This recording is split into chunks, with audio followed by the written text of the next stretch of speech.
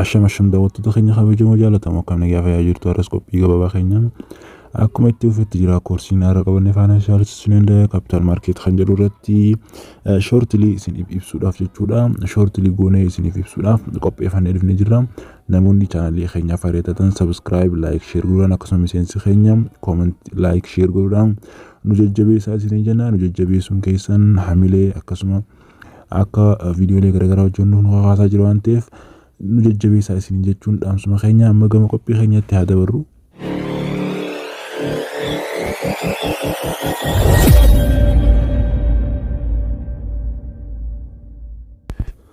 Akkuma beekamu gaa chapterii isa jalqabaa xumurree jirra chapterii haaraa kan eegalluudha financial institution kan jedhudha jechuudha.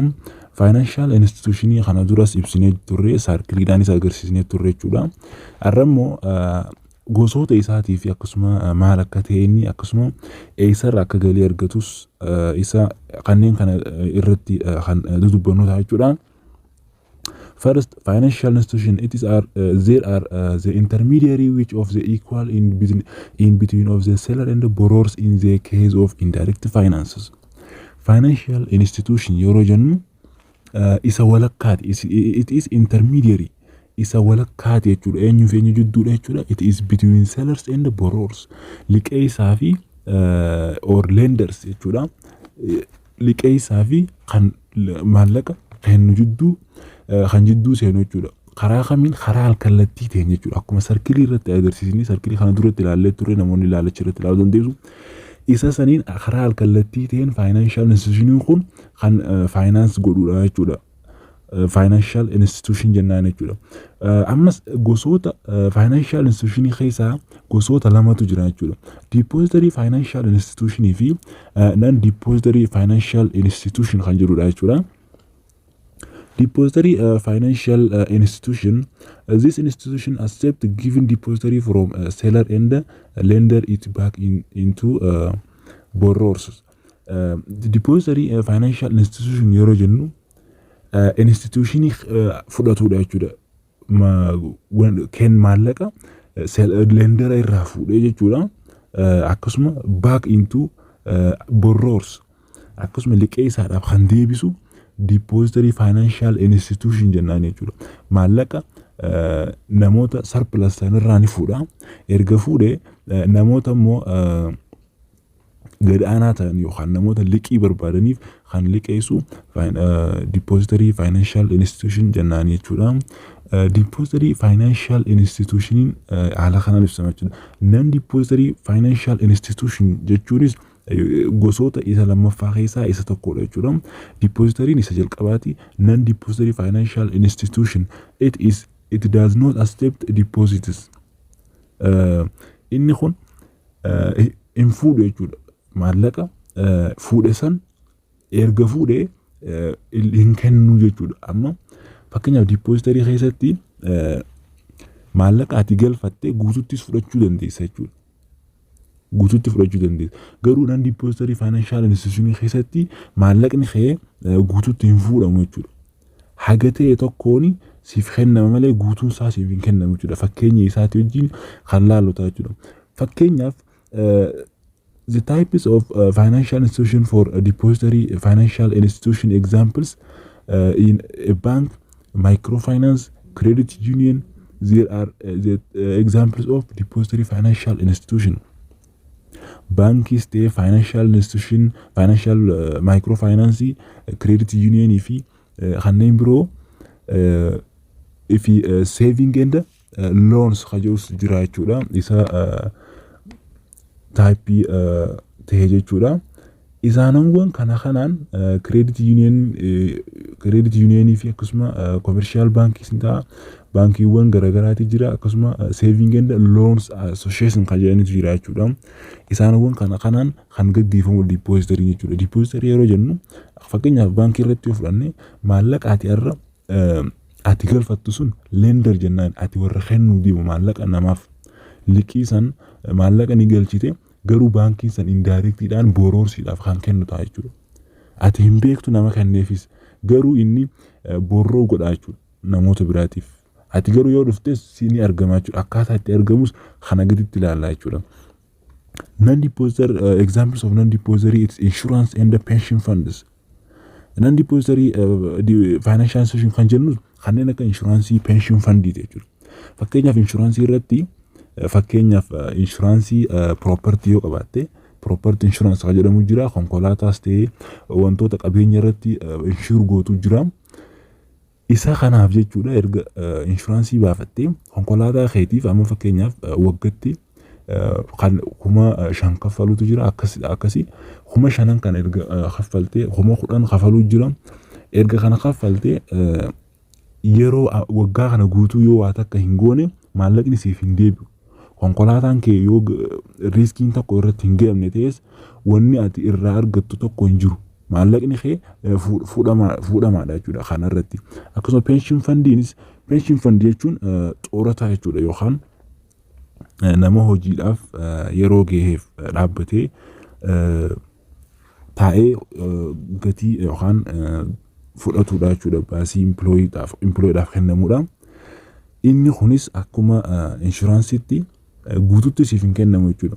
Wantuma kee kan yeroo dhumaa san xiqqeessaa isiniif kennan jechuudha. Guutuun isaa isiniif hin mul'atu jechuudha. Non-depository financial institution jennaan jechuudha. Okay, the others it is a function of financial institutions. Financial institution kun amaloota akkam qaba? Ammas maal irratti hojjeta kan jedhu asii gaditti ilaallaa jechuudha. Financial institution kun function akkam qaba maal hojjeta kan jedhu kan ilaallu ta'a jechuudha. The first pooling saving of individuals. Akka namni qusatuuf akka namni save godhuuf pool godha jechuudha. Attract godha jechuudha. Isaan kana ofitti harkisaa jechuudha. Akkasuma inni biraa providing safekeeping account and access to payment services. Akka maallaqa kana jechuudha fudhattee erga kaayattee jechuudha safekeeping erga goote jechuudha herrega kee akka siif kennuu danda'utti provide akka siif godhutti ni hojjeta. Akkasumas access to payment systems sistema kaffaltii ittiin kennu access siif godha jechuudha. Akkasuma inni biraa providing liquidity wanta ati fakkeenyaaf financial securities ta'e biratti keessu liquid siif godha jechuudha. Siif jijjiiraa jechuudha convert siif godhuu danda'a jechuudha. Akkasuma wanni inni hojjetu inni biraa it is currency exchanges safara maallaqa akka beeknu nuuf hojjeta jechuudha. Fakkeenyaaf exchange dollar or real or pound or euro by Ethiopian birrs. Currency keenya currency biyya alaa currency Itoophiyaatiin akkamitti akka exchange godhamus financial institution report nuuf godha jechuudha. Akkasuma inni biraa reducing risk by diversification.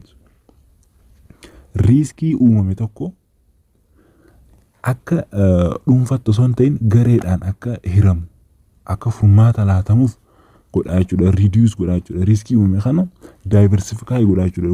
Wanta tokko irratti hin dhiisu jechuudha. Riskii uumame kana wanta tokko irratti yoo dhiise dhiibbaa guddaa waan uumuuf wantoota namoota gruupiilee garaagaraa irratti riskii san akka itti gaafatamummaatti godhee akka hin uumamneef reduce godha jechuudha. Inni biraatis collection and the processing of informations walitti sassaabu akkasuma adeemsa informationaa walitti sassaabu irrattis ni hojjeta jechuudha. By the way hojiin fadhee haa ta'u information yoo hin qabaanne kisaaraa keessa jira jechuudha. Information yeroo hojjetamu function ta'a jechuudha. Akkasumas surplus or result ta'a jechuudha. Karaa kanaan wantoonni financial institution hojjetan isaanowwan kanarratti accept and provide godhuu dandeenya jechuudha. Wantoota kanarratti hedduminaan kan hojjetanidha jechuudha. Okay, the others the depository institution drives their incomes. Financial institution kun galii isaa argatu. Galii financial institution kun galiiwwan akkamitti akka argatan asii gaditti nuuf tarreessaa jechuudha. Akkuma jalqaba jenne egaa galiin kun eessaa dhufe jennee jalqaba irratti dubbannee turre. Jalqaba irratti baankiin kun yeroo hundeeffamu namoonni hedduun ni ajaa'ibu akkamitti akka guddachaa jiruuf akkamitti akkaataa ittiin ol ka'insaan akkasuma biraanchii heddummeeffatan nama ajaa'ibsiisu jechuudha. Garuu isaan wanti isaan irraa argachaa jiran wantoota armaan gadii kanaa jechuudha. The first interest on loans dhala argatanii jechuudha. Ummataaf yeroo loans godhan yookaan yeroo liqeessan haa ta'u maal argatu dhala argatu dhala ol kaafatu yookaan dhala akka ummanni kun haala mijjeessaniif jechuudha. Dhala akka argataniif jechuudha. Ummataaf liqii haala mijjeessuudhaan galii hedduu argachuu dandeenye jechuudha. Akkasuma dividend on security. Dividend on security yeroo jennu boondii akkasuma stookii wantoota akka boondii fi stookii kanneen akkanaa jechuudha. Shareholderii faadhaan jechuudha. Gurguruudhaan inkaamii argachuu dandeenye jechuudha. Isaan wanka tirfiiwwan isaan sanarratti argatanii sheerii fi kana gurguruudhaan maallaqni hedduun ni argama jechuudha. Fakkeenyaaf sheeriin gaafa jalqaba hundeeffamu baankii tokko birrii kuma shan yookaan kuma 10 namoonni garii kaampaaniiwwan baankii garii akkasitti gurguru jalqabamu. Erga gurgurame sheerii kana ammas yoo gurguruu barbaadan kuma 10 olitti kuma 50 kuma 70 akkasuma kuma 100 illee gurgurachuu danda'u jechuudha. Kanaanis tirfiiwwan hedduu galii hedduu argatu jechuudha. Inni biraa fees income irraa argatu or service charge waan jedhamu jechuudha. Tajaajila namaaf godhan irraa kan argatu jechuudha. Tajaajila namaaf godhan yeroo jennu for example a man send money to another man without accounts. Accountii namoonni hin qabne tokko yeroo nama tokkoof maallaqa yookaan wanta ergan kaasha dabalataa erguudha jechuudha. Kaasha dabalataatiin ergamaaf jechuudha. Maaliif without account yoo ta'e jechuudha. Kanaanis fees charge or fees income argatu jechuudha. Karaawwan sadeen kanaan galii guddaa argachuu danda'u jechuudha. Baankiiwwan keessattuu for interests dhala yookaan namaaf liqeessuudhaan dhala hedduu argachuudhaan kan ittiin hojjetanidha jechuudha. Yookaan galii ittiin argatanidha jechuudha. And depository institution risks dhiibbaan deposit institution irratti depository institution irratti dhufuu danda'an kanneen akkamiidha. Dhiibbaawwan garaagaraa hedduutu irratti argama jechuudha. Depository institution irratti jechuudha. Spread income depository institution irratti jechuudha. Galii argachuudhaaf spread godhuudhaaf riskiiwwan garaagaraatu argama jechuudha. Jalqaba the first credit or default risks. Yoo liqeeffataan yeroon kaffaluu dadhabe do not pay a borrowers. Kaffaltii yoo kaffaluu dadhabe jechuudha. Borrowersiin kam jechuudha. Dhiibbaatu irra gaha jechuudha. Kaashiin yoo dafee frequently hin deebineef jechuudha. Financial institutionidhaaf yookaan depository institutionidhaaf dhiibbaa guddaatu irratti argama jechuudha. The risk can be occur the borrowers obligate their loan obligations. Dirqama yoo liqeessaan kun kaffaluu dadhabe dhiibbaa guddaatu depository institution irratti gahaa jechuudha. Inni biraa interest rate riskidha jechuudha. Interest rate yoo jijjiirame jechuudha. Interest rate yoo jijjiirame impact namarratti impact argisiisa jechuudha. Interest rate kun yeroo takka ol ka'a yeroo takka gad bu'a jechuudha. Karaanowwan kanaan dhalli yeroo gad bu'ee dhiibbaan baankii yookaan depository institution irrattis kan ga'u ta'a jechuudha. Dhiibbaan inni biraa regulatory riskidha. Qajeelfamuuwwan national bank or akka fakkeenyaaf Itoophiyaa keessatti jechuudha. Itoophiyaan national bankii jira jechuudha. Isaanowwan kanarratti regulation ni baasu jechuudha baankiiwwan irratti. Isaanwwan kun isaan jalqaba qajeelfama biraatiin osoo hojjechaa jiru qajeelfamni isaanitti ulfaatu tokko yoo kan buute riskii guddaadhaaf saaxilamuu danda'u jechuudha. Depository institution jechuudha. Karaanowwan sadeenan kanaan depository institution riskii guddaan irratti gahamuu danda'a jechuudha. The others the liquidity concerns karaa kamiin convert waliin godhuu dandeenya maal jechuudha. The depository institution use the following ways to accommodate withdrawals and loans. Akkamitti namoota maallaqa baafachuu dhufanii fi namoota liqeeffachuu dhufan jidduutti walitti reconcile goona jechuudha. Yookaan akkamitti wal simsiisna kan jedhu irratti asii gaditti ibsamaa jechuudha. Akkuma jennee egaa fakkeenyaaf namni tokko baankiinga maallaquma namaa kana mobilized godha jechuudha. Sosochoosee tirfiiwwan garaagaraa argata jechuudha. Kanarraa kan ka'e fakkeenyaaf withdrawal ni dhufa. Namni maallaqa save godhate jechuudha baankii sanitti withdraw godhuudhaaf dhufa. Akkasuma namni liqii barbaadus meet demand of borrowers and the withdrawal need for depositors. Namni maallaqa kaayyate tokko ni dhufa.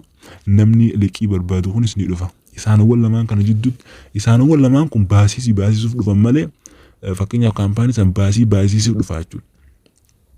Kanaafuu galiin hin argamu. Baasii waan dhufuuf isaan kan akkamitti akka isaan lachuu gammachiisu yookaan isaan lachiituuf akkamitti kennuu danda'a. Isaan lachuu osoo withdrawal dhufu baate liqee isaa kanaaf maallaqa withdrawal godhuu deemu sun jechuudha. Namtichi san withdrawal dhiisee jechuudha loon isiif kannaa jechuudha yookaan nama liqeeffatuuf. Kanaaf garuu yoo isaan lamaan dhufanoo iifidha jechuudha. It is assumption tilmaamaaf akkam godhuu qabnaa jedha. The first attracting additional depository. Accountii akka banataniif attract nama godhuu qabnaa jechuudha. Attract goonee accountii heddummeessinaa jechuudha. Namni accountii yeroo banate fakkeenyaaf accountii baafachuudhaaf birrii 50 irraa ka'ee galuutu jira jechuudha. Akkuma 50 kun faayidaa qaba. 50 kun nama tokko qofa osoo hin ta'in bakka hedduurraa 50 walitti sassaabachuu danda'a jechuudha. Akkasumas yeroo heddummeeffate jechuudha namni kun save godhachuu danda'a jechuudha. Baankii san keessatti maallaqa save godhatee kaa'achuu danda'a. Yeroo akkanatti save ta'u jechuudha namni baafachuu dhufees yoo dhufe ni kennaaf jechuudha. Maaliif namoota save godhan hedduu waan qabuuf namoota baankii accountii baankii sanii qaban attract godhee waan walitti qabateef deposit or withdrawal and loan siidhaaf reconcile ta'uu danda'a jechuudha. Inni biraa borrows using existing security as a collaterals.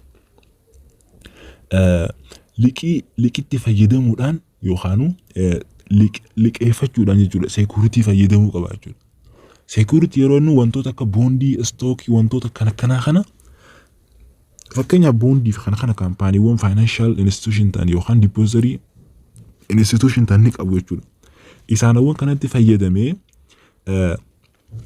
liqeeffachuu danda'a jechuudha. Itoophiyaan National Bank yookaan baankiiwwan garaagaraa irraa liqeeffatee maallaqa kana ummata withdrawal godhuu fi loon godhuu jidduu isaan lachuutiifu waan isaan barbaadan accept godhuu danda'a jechuudha.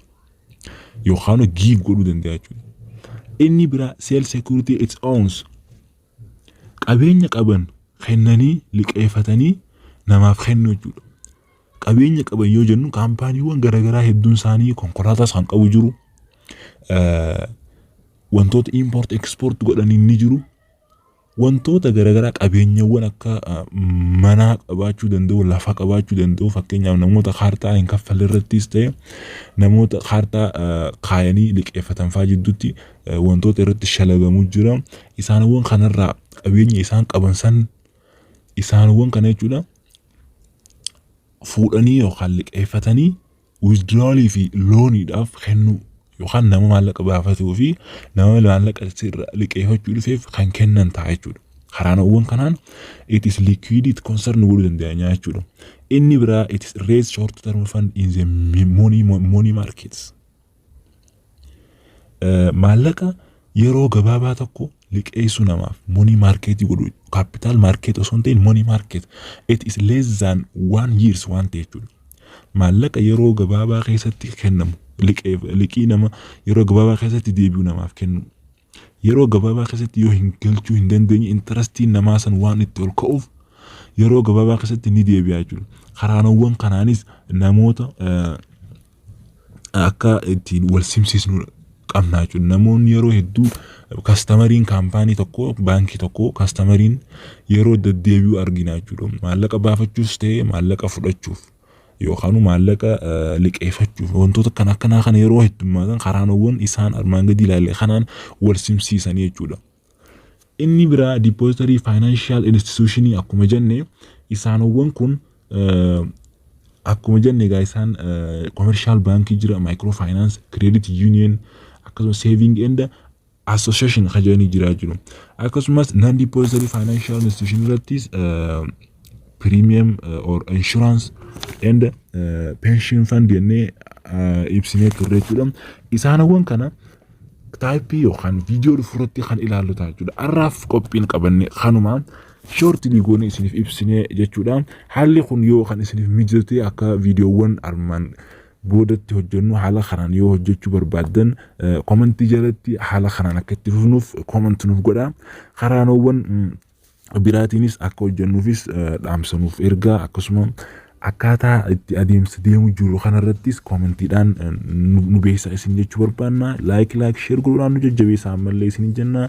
Arraaf qophiin keenya kanuma galatoomaan isin jaa.